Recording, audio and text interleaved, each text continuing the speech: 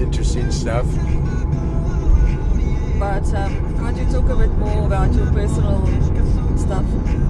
Because that you can do now, and that's lost.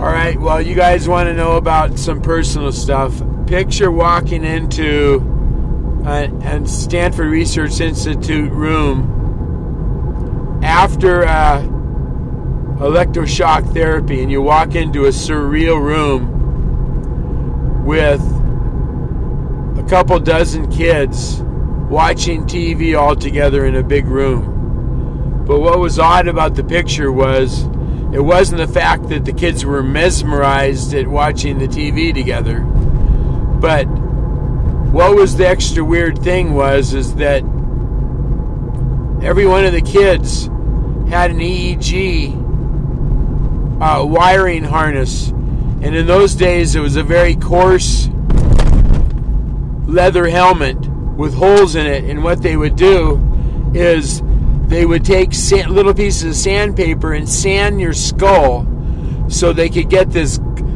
like clay type of glue to stick to your head, you know, with these big sensors, right?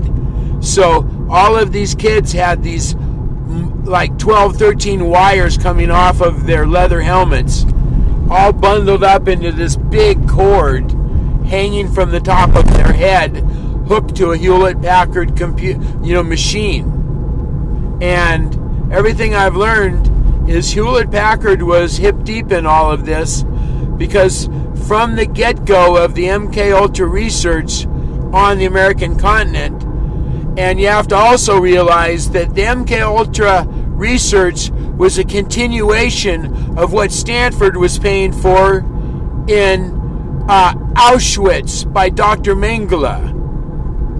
And the continuation of that mind control program focused on breaking people into multiple personalities. They had a very, very difficult time breaking adults, because adults somehow or another over the years have learned a defense to a certain extent to fight off torture. Children haven't. They don't have that capability.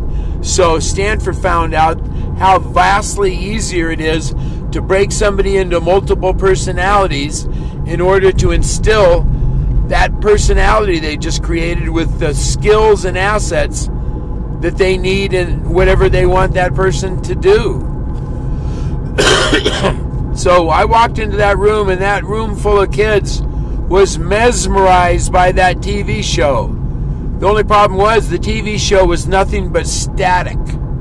So kids were mesmerized by static. But what was going on there was subliminal programming underneath that static, programming the skills and assets into their newly created personalities. That's what was going on there. Some of the kids that were in that room were the kids that also went to that private school I went to, where all 13 of the kids that went to that school also went to Stanford Research Institute. There's hinky connections to John D. Marks.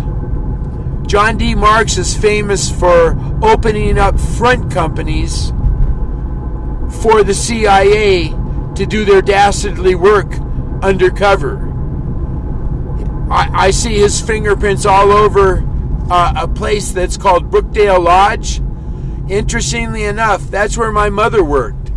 And I'm pretty certain that's where my mother was also blackmailed for having a lesbian affair at a party that she was probably dosed with LSD at, because I found her name in a certain program called Midnight Climax. And that was the vehicle the CIA used to blackmail people into complying with their needs. And I'm pretty strongly certain that these same people blackmailed my mother into allowing me to be part of MK Ultra.